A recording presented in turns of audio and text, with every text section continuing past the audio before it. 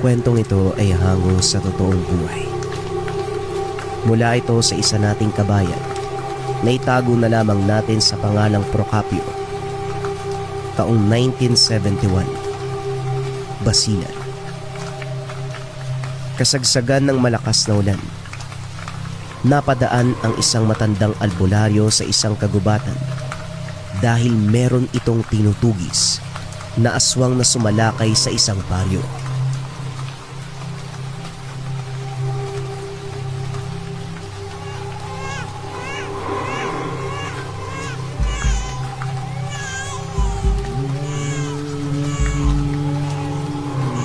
Ano ba naman yan? Sino mag-iiwan ng bata sa kuba? Mga walang puso. Mag-aanak eh. Hindi naman kayang panagutan.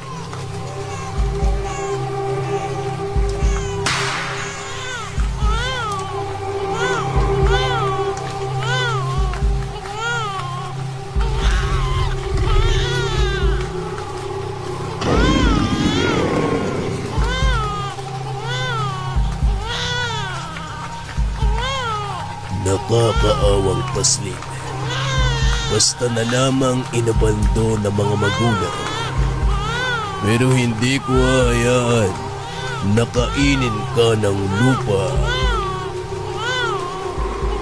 Kinuha ni Mang Dracar ang bata at inuwi sa kanilang tribo. Ang lahi nila Mang Dracar nahati sa dalawang grupo. Si Dracar ang pinuno ng isa. Mga aswang na hindi kumakain ng tao, nabubuhay lamang sa pagkain ng laman ng hayop. Karamihan sa mga ito, mga ngaso.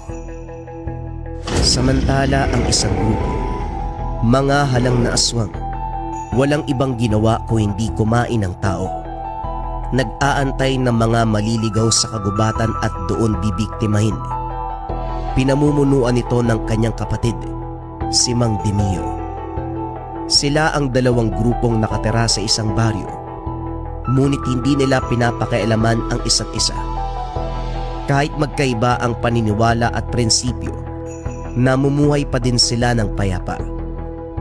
Sa paglipas ng mga taon, hanggang sa pumatak sa 16 na taong gulang ang dalawa, si Dakila, lumaki na nakasunod sa yapak ng ama-amahang si Mang Enteng. Natuto itong manggamot sa mga taong nangangailangan. Ngunit hindi lingid sa kaalaman na inampon siya ni Mang Enteng. May tangan ito na pangil ng kidlat na nakuha niya nang minsang mamundok kasama ang ama-amahan. Samantalang si Domas naman, kahit lumaki sa tribo ng mga aswang, hindi nila ito hinawaan. Sa utos na din ng pinuno na si Mang Dracar. At kahit sa ganong kalikasan ito nagkamuwang, lumaki si Domas na mabuting tao, merong pakialam sa iba. At bilang proteksyon, binigyan ito ni Mang Dracar ng tangan. Binunot nito ang mismong pangil, dinasalan at binuhay, ginawang kwintas para sa binata. Tay, alis po muna ako para mangaso. Kukuha lang ho ako ng makakain natin. Huwag ka mag-alala. Kasama ko naman ho si B-Boy. Mag-iingat ho kami. Alis na ako, tay. Wika ni Domas. Talagang mag-iingat kayo, anak. Panahon din ni Kuya Dimino sa paghanap ng makakain nila. Marahil magpang-abot kayo. Mahirap na. Alam mong wala siyang kinikilala sa ganyang panahon. Oo, tay. Alis na kami. Lumabas si Domas ng tahanan. Naroon na ang kaibigan nitong si Biboy, nag-aantay sa kanya. Halika na, Domas, bilisan na natin. Hanggat maaga pa. Baka makasalubong natin si Mang Demio. Nakakatakot talaga yung matandang yun eh. Bakit ka naman natatakot sa kanya? Hindi ka naman gagalawin nun dahil isa kang aswang. Ako nga ang dapat na mas matakot eh. Naku, hindi mo pala alam. Kapag naghahanap siya ng makakain, parang nababaliw yun. Walang sinasanto. Kahit kalahi niya tatalawin kapag may pagkakataon.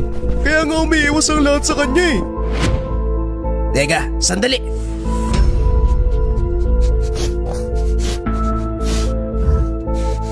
Kahit may araw pa na mga oras na yun at hindi pa nagpapalit ng anyo, mas malakas pa rin si B-Boy sa normal na tao. Samantalang si Domas naman, kahit hindi aswang, dahil sa binigay ni Mang Dracar na pangil ng pinunong aswang, nagkakaroon din ito ng katangian ng nilalang. Gamit ang mahabang itak, naputol nito ang ulo ng baboy ramo nang walang kahirap-hirap.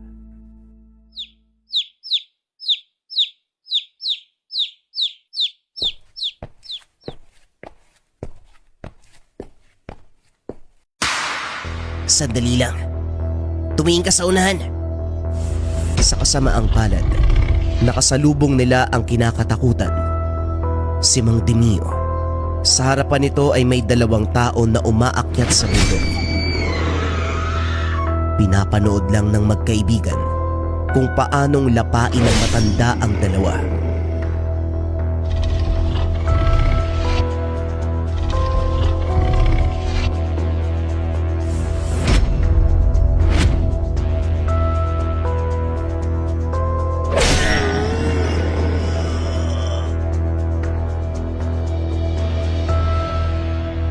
Tiyo, pasensya na. Hindi namin sinasadya na magulo ang pagkain mo. Uuwi na ho kami. Aba, ikaw pala yan, Domas. Huwag ka kasing pakalat-kalat at baka mapagkamalang kitang pagkain. At ikaw naman, B-Boy, huwag mong sasabihin sa kapatid ko ang nagawa ko. Maliwanag?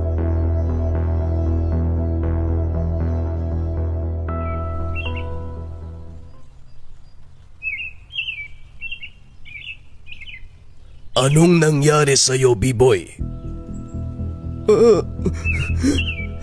Wala po, Pinuno. Nasugatan lang po ako sa pangaso namin ni Domas. Salamat po ah.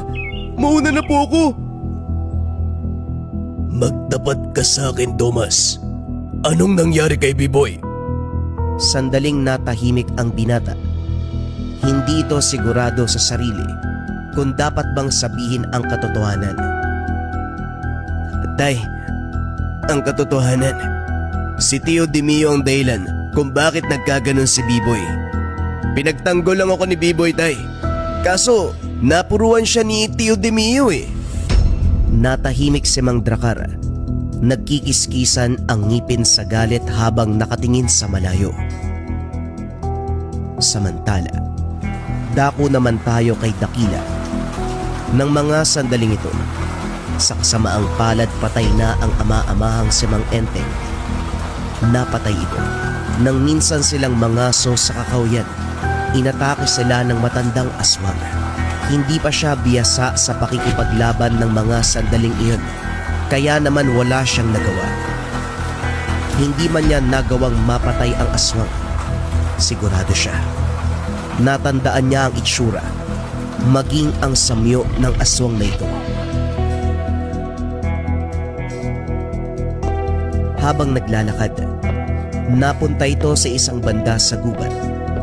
Medyo pamilyar sa kanya, ngunit napapaisip kung saan ba ito nakita. Napansin ito ang magkaibigang si Domas at B-Boy. Hila-hila ang malaking baboy ramo.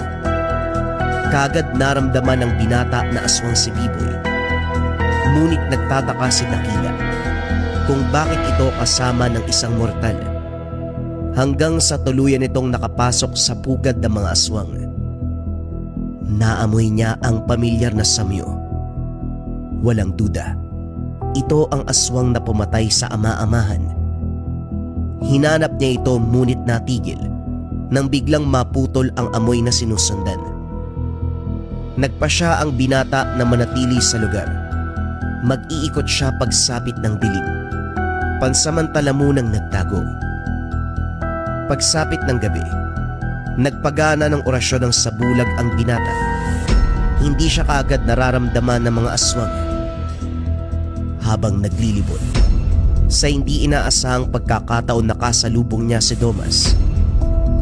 Napabunot ng kanya-kanyang sandata ang dalawa. Ngunit natigilan dahil malaki ang pagkakahawig nila. Sino ka?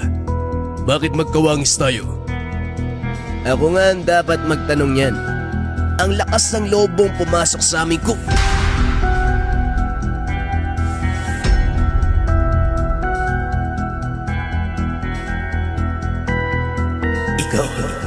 Ikaw ang pumatay kay Tatay Enteng. Magbabayad ka!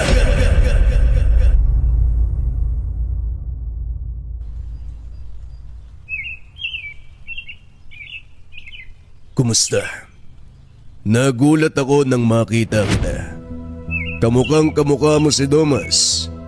Sigurado ko na meron kang koneksyon sa anak ko.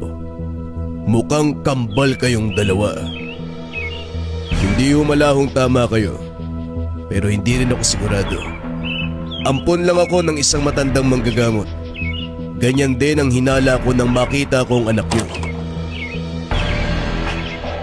Sabihin mo sa akin, Iyo, bakit ka napadpad sa lugar na ito?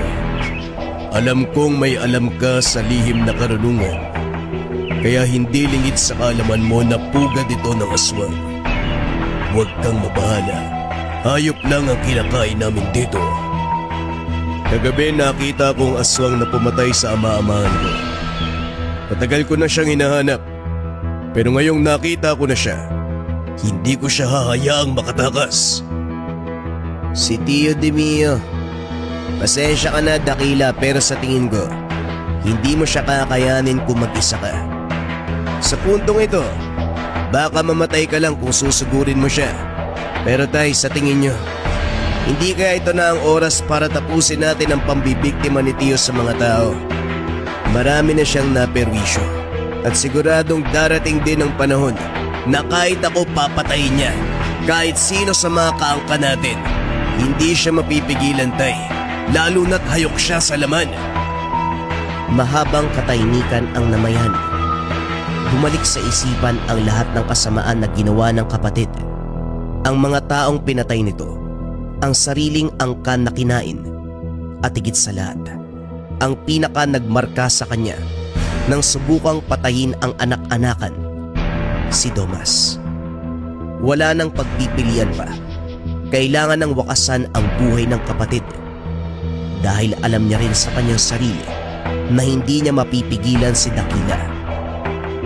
Sigurado ko na hindi ko rin mapipigilan ang iyong kambal at nararamdaman ko sa iyo na gusto mo siyang tulungan. Para sa kapakanan ng ating angkan, wala nang pagpipilian pa. Kailangan ng tuldukan ang kayokan ni Kuya Demio. Masyado na siyang maraming napatay at naperwisyo. Ang tanging pakiusap ko lang, huwag niyo siyang pahirapan. Wakasan niyo ang buhay niya sa mabilis na kamatayan. Sumang-ayon ang dalawang binata. Nang araw na yon ay gumawa sila ng plano. Inantay ang araw ng pangangaso ni Mang Demio. Walang ibang nais gawin kundi patayin siya. Nang malaman na nasa kakahuyan na ang matanda, kagad dumiretso ang kambal kung nasa nito.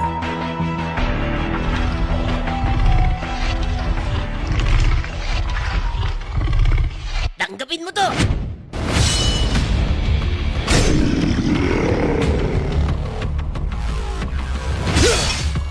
Mahusay ka. Tignan natin kung masasalag mo pa to.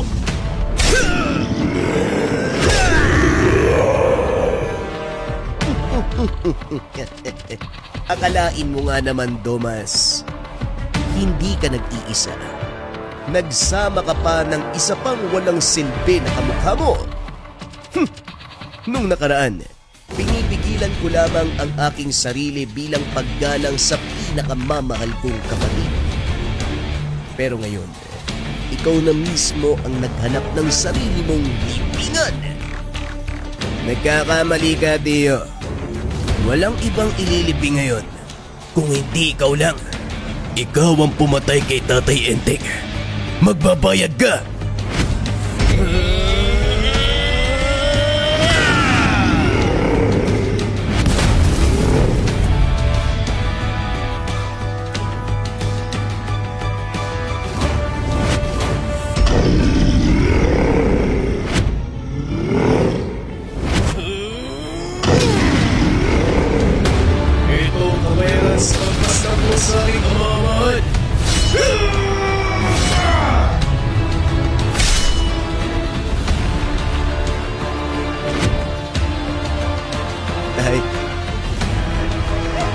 Tay, bakit niya ginawa yun?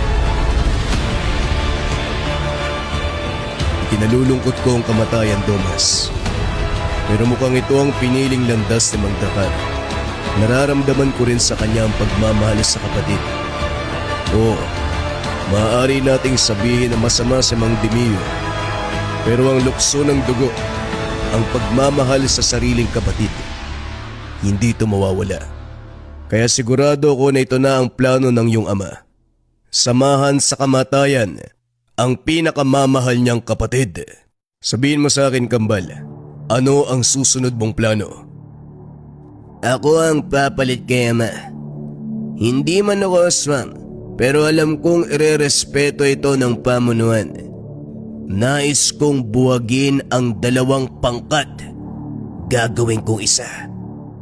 Ikaw, anong plano mo, Kambal? Ako? Wala naman na akong uuwian eh. Siguro, tutulungan na lang kita sa gusto mong mangyari. Kung merong aangal sa pamamalakad mo, ako nang bahala sa kanila. Matapos ang tagpong iyon, ibinalita ni Domas ang nangyari sa 2 pinuno. Walang naging problema sa 2 pangkat. Dahil sa pangkat ni Mang Dimio, napipilitan lang din sila sa kagustuhan nito. Ang 2 pangkat ay tuluyang nagkaisa. Pinamunuan ito ng 2 malakas na kambal. Si Dakila, na pinalaki ng isang ermitanyo, at si Domas, na pinalaki ng isang aswang. Naway nagustuhan ninyo ang istorya ng Kambal Landas.